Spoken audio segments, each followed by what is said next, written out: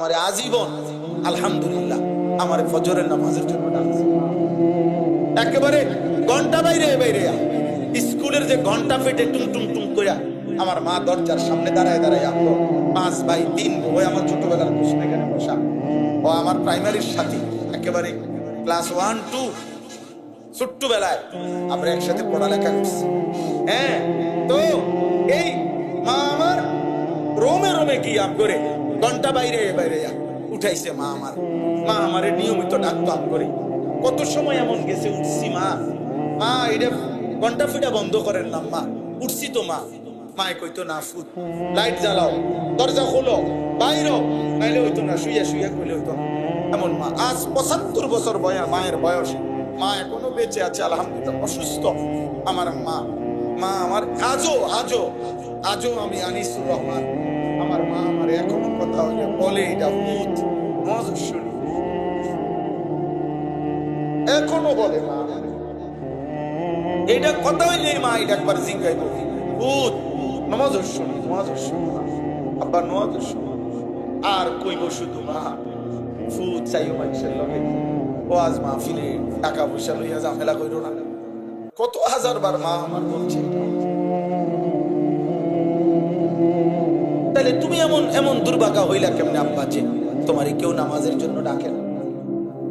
সারাদিন তুমি এত নারী ছবি দেখে, দিন রাত অস্থির ছবি দেখে দেখে তোমরা নষ্ট হয়ে যাচ্ছ, তোমগরি কেউ ডাকে না, এমন দুর্ভাগা হইলা কেন? আল্লাহ হেফাজত করেন। আল্লাহ তোমাদের কলিজায় এই কুয়াশার রাতে আল্লাহ তাআলা যেন কুয়াশার 1 ফোঁটা পানির সাথে তোমার চোখেরও 1 ফোঁটা পানি যেন দান করে। আল্লাহ বলেন, দেখেন এই তর্জমাটুকু শুনেন, তাইলে কথা শেষ। 21 নম্বর পারা 32 নম্বর সূরা, সূরা সাজদা। সূরাটার নাম সেজদা। এই যে আমরা যে সেজদা দেই, এই সেজদা, এই কপাল ওয়াদউল জাবহাতি আলাল আরদ, সেজদা বলাই হয় কপাল জমিনে রাখা, এটাকে সেজদা বলে। এই জন্য তাফসীরের মধ্যে আছে, কেউ যদি বিবেক থাকে তাহলে সে বুঝবে এটা যে আমাদের হাত, চোখ, আমাদের কান, আমাদের নাক, আমাদের জিহ্বা, আমাদের ঠোঁট, আমাদের দিমাগ, আমাদের অন্তর, আমাদের দেহ মানুষের দুনিয়ার উপার্জনের কামাই রোজগারের বিভিন্ন কাজে হাত, পাও, চোখ, নাক, কান এগুলো ব্যবহার হয়। কিন্তু এই যে কপালের এইটুকু জায়গা দুনিয়াবি কোনো কাজে, এই ব্যবসা, দোকান, চাকরি, কিছু নামানো, কিছু উঠানো, কিছু ধরা, হাঁটা চলা, কোনো কাজে এই কপালের এইটুকু জায়গা ব্যবহার হয় না, মানে এটা কামে লাগে না। তাইলে যদি কেউ প্রশ্ন করে, আল্লাহ আপনি এইটুকু জায়গা কেন বানাইলেন? এটা দিয়ে ধরা যায় না, ছোঁয়া যায় না, এটা দিয়ে উপার্জনের কিছু করা যায় না। খোদার কসম, আর শাজিম থেকে আল্লাহ তখন ডাক দিয়ে বলবে, বান্দা এই কপাল আমি শুধুই সেজদার জন্য বানাইছি। কপাল আমি টাকার জন্য বানাই নাই, সেজদার জন্য। কপাল আমি খাওয়ার জন্য বানাই নাই, সেজদার জন্য। এজন্য ওই কপাল মূলতই মন্দ যে কপাল সেজদার। ব্যবসায় লস খাইলে কপাল মন্দ না, আবার লাভ হইব, আবার লাভ হইব। অসুস্থ হইলে মন্দ না, কয়দিন পরে আবার সুস্থ হয়ে যায়। এক বাচ্চা মরে গেলে কপাল মন্দ না, আবার বাচ্চা, অসুবিধা কি? এখন কাঁদলে মন্দ না, আবার হাসপাতাল। এখন বৃষ্টি হচ্ছে, কপাল মন্দ না, একটু পরে আবার রোদ। এখন অন্ধকার, কপাল মন্দ না, একটু পরে আবার ভোর আসবে। কিন্তু যে কপালে সেজদা নাই, খোদার কসম ওই কপাল নিশ্চিত মন্দ কপাল। আল্লাহ তাআলা বলেন, এই দেখেন আল্লাহ তাআলা বলেন, কুল, হে নবী আপনি বলুন, ইয়াতাওয়াফাকুম মালাকুল মউত, তোমাদের প্রত্যেককে, আল্লাহ বলেন তোমাদের প্রত্যেককে মালাকুল মউত, এই যে আমরা তো সবাই শব্দটা জানি, মালাকুল মউত আজরাইল, আমরা এটা জানি না, এইটা হুবহু শব্দ। আল্লাহ বলেন তোমাদের প্রত্যেককে মালাকুল মউত আল্লাযী উকিলা বিকুম, যাকে আমি আল্লাহর পক্ষ থেকে দায়িত্ব দেওয়া হয়েছে, পক্ষ থেকে দায়িত্ব প্রাপ্ত হয়ে মালাকুল মউত আজরাইল তোমাদের প্রত্যেককে মৃত্যু দেবে, জান কবজ করবে, তোমাদেরকে মৃত্যুবরণ করাবে, রূহু তোমাদের নিয়ে আসবে।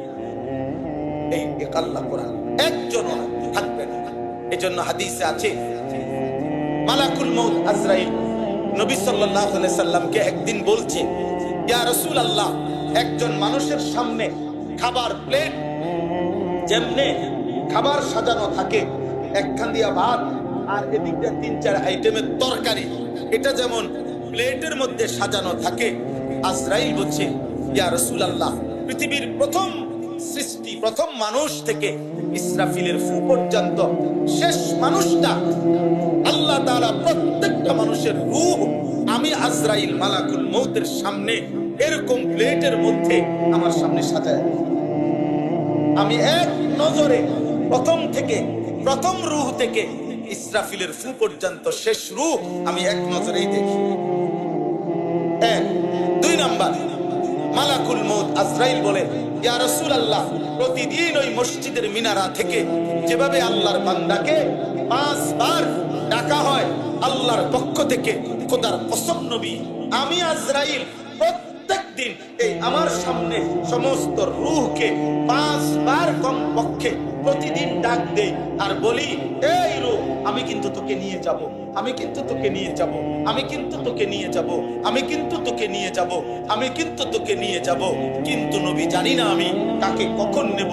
আমার মালিক ঠিক যখন বলে তৎক্ষণাৎ খাবারের লোকমার মতো আমি রূহ নিয়ে আসি। মালাকুল মউত আজরাইল আল্লাহকে জিজ্ঞেস করছিল, এই আয়াতের তাফসীরে আছে যে, আল্লাহ, আমি যে এইভাবে প্রতিনিয়ত আপনার বান্দাদেরকে জান কবজ করব, মৃত্যু দিয়ে ফেলবো, আমি নিয়ে আসলে তো আপনার বান্দা মরে যাবে, তো আমার একটা বিষয় আল্লাহ, আল্লাহর কাছে উনি বলছেন, আল্লাহ, মানুষে তো আমারে অহরহ গালিগালাজ করবে, কারণ আমি যার বাবাকে নিয়ে আসলাম, যার স্ত্রীকে নিয়ে আসলাম, যার ছেলেকে নিয়ে আসলাম, ওরা বংশধররা, স্বজনরা তো আমারে গালি দিবে, আমি ওগো বাবারে মাইরা লাইছি, মারে মাইরা ফেলছি, হ্যাঁ, আমি তো প্রতিনিয়ত গালি শুনবো। তাফসীরের মধ্যে আছে, মহান আল্লাহ পাক রব্বুল আলামিন বলছে, মালাকুল মউত আজরাইল, না না, তোমাকে গালি দেবে না, তোমাকে যাতে গালি না দেয় আমি এই ব্যবস্থাও করে রাখছি। বলছে কি সেটা? আল্লাহ বলেন, আজরাইল, প্রত্যেকটা মৃত্যুর আগে আমি বাহ্যিক এমন একটি কারণ তৈরি করে রাখবো, যে কারণের উপরে ভিত্তি করে মানুষ ওইটাকে দায়ী করবে। তোমার কথা মনে করবে, বলবে স্ট্রোক করছে, বলবে বুড়া হয়ে গেছে, বলবে অ্যাক্সিডেন্ট করছে, বলবে এই অসুস্থতা, ওই অসুস্থতা, অর্থাৎ নিয়ে তো আসছো তুমি, কিন্তু মানুষের নজর থাকবে বাহ্যিক ওই বিষয়টা। সুবহানাল্লাহ, কি মালিকের নিজাম। এরপরে আল্লাহ বলেন, সুম্মা ইলা রাব্বিকুম তুরজাউন, এরপরে কি হবে? প্রত্যেককে মৃত্যু তো দেবে, রূহ তো আনবে মালাকুল মউত, তো এরপরে কি হবে? আল্লাহ বলেন, এরপরে হারিয়ে যাবে না, এরপরে ভাইসা যাবে না, এরপরে শেষ হয়ে যাবে না, না না, বরং তোমাদের সকলকেই আমি আল্লাহর কাছে ফেরত আনা হবে, আমার কাছে, আমার কাছে, আমার কাছে। প্রথম সৃষ্টি, শেষ সৃষ্টি, আদম থেকে শেষ ইনসান, প্রত্যেকেই আমার কাছেই জমা হবে, আমার কাছেই একত্র হবে, আমার কাছেই ফিরতে হবে। অতএব বান্দা, পাঠাইছিও আমি, ফিরিও আনবা, আমি ফিরিয়ে আনবো।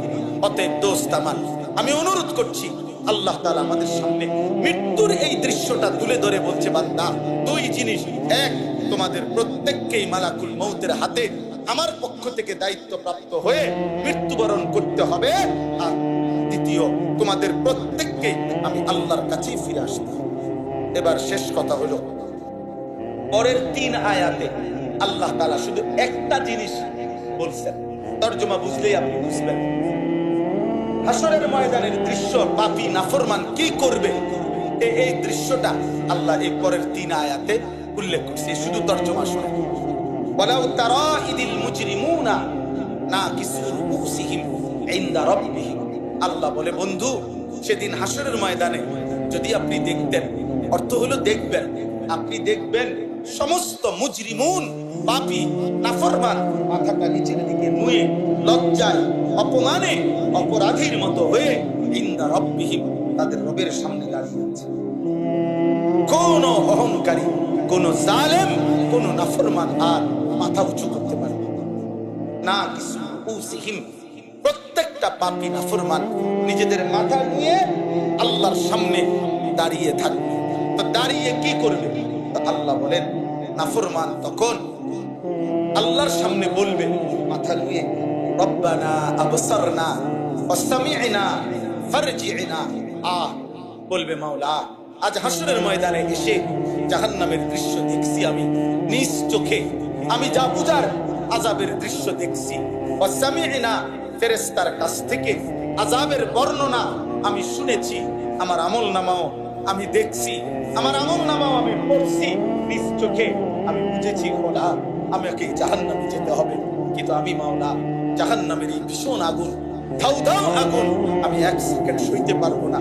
ফারজি'না না'মাল সালিহান। এজন্য মাওলা আমি এক অপরাধী, মাথা নুয়ে আজ হাসরের মাঠে আপনার সামনে বলছি, আপনি আমারে আরেকবার দুনিয়ায় ফেরত যেতে দেন। এবার যদি আমি যাই তাহলে আমি নেক আমল করব, ইন্না মুকিনুন। কারণ আমি আজ বিশ্বাস করছি কবর, হাসর, মিজান, ফুলসিরাত, জান্নাত, জাহান্নাম, এগুলো আমি এখন দিল থেকে বিশ্বাস করছি। আমার এবারের মতো আরেকবার দুনিয়ায় যেতে দেন।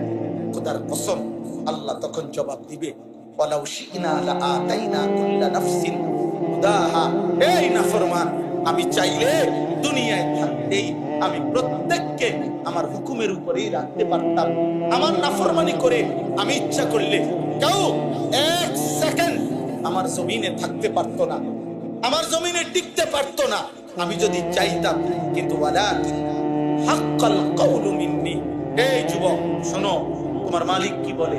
আল্লাহ বলবেন, হে নাফরমান, আজ আমার চূড়ান্ত ফয়সালা হয়ে গেছে, আজ আমার চূড়ান্ত সিদ্ধান্ত হয়ে গেছে। এটা হাসরের মাঠ, এটা মাফ করার জায়গা না, এটা বিচারের জায়গা। আজ আমি মাফ করব না, আজ আমি বিচার করব, আজ আমি বিচার করব। কাজেই লাআমলাআন্না জাহান্নামা মিনাল জিন্নাতি ওয়ান নাসি আজমাইন। আজ আমি তোর মতো অগণিত নাফরমান মানুষ এবং নাফরমান জিন দিয়ে আমার জাহান্নাম আমি পূর্ণ করবই করব, করবই করব। আজ নাফরমান চিৎকার দিলে হবে না, আজ আর মাফ চাইলে হবে না।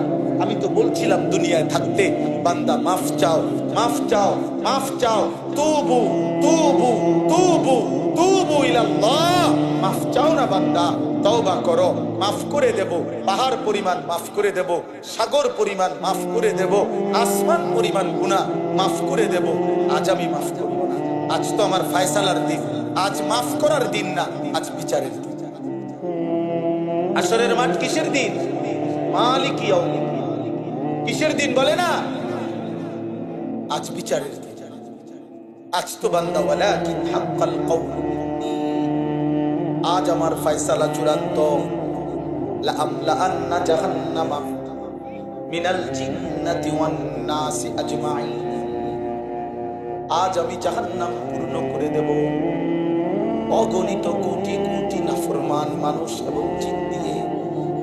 এবার আল্লাহ শেষ বলবেন, ফাযুকু বিমা নাসিতুম লিকা ইয়াউমিকুম হাদা। আল্লাহ বলবেন, নাফরমান, আজ তুমি জাহান্নামের আযাব ভোগ করো। এই জাহান্নাম, এই আখিরাতের এই দিনকে সেদিন দুনিয়ায় থাকতে তুমি ভুলে গিয়েছিলে। তুমি তো সেদিন ভুলে গেছিলে।